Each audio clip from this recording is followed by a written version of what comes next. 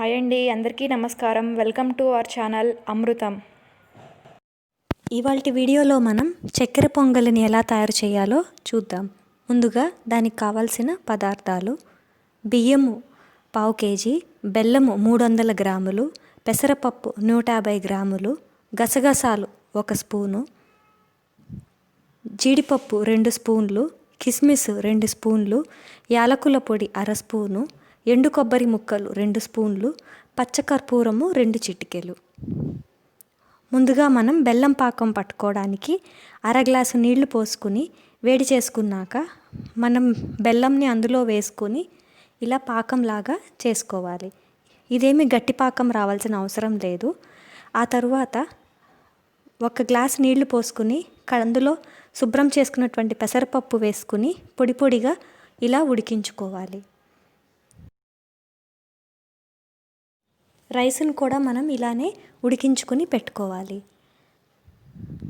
ఇప్పుడు ఉడికించుకున్నటువంటి అన్నంలో పెసరపప్పు వేసుకుని బాగా కలుపుకోవాలి. ఇది బాగా కలిసిన తర్వాత మనం ఇందాక రెడీ చేసుకున్నటువంటి బెల్లం పాకం కూడా వేసుకుని బాగా కలుపుకోవాలి.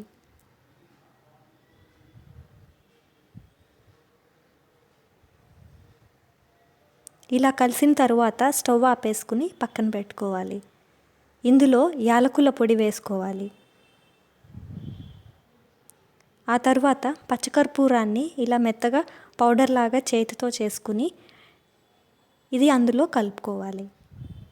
నెక్స్ట్ మనం ఒక చిన్న పాన్ పెట్టుకుని అందులో 2 స్పూన్ల నెయ్యి వేసుకుని వేడి చేసుకోవాలి. ఆ తర్వాత ఇందులో ఎండు కొబ్బరి ముక్కలు వేసుకుని బ్రౌన్ కలర్లోకి వేయించుకోవాలి. నెక్స్ట్ జీడిపప్పు, కిస్మిస్ కూడా అలానే వేసుకుని వేయించుకోవాలి.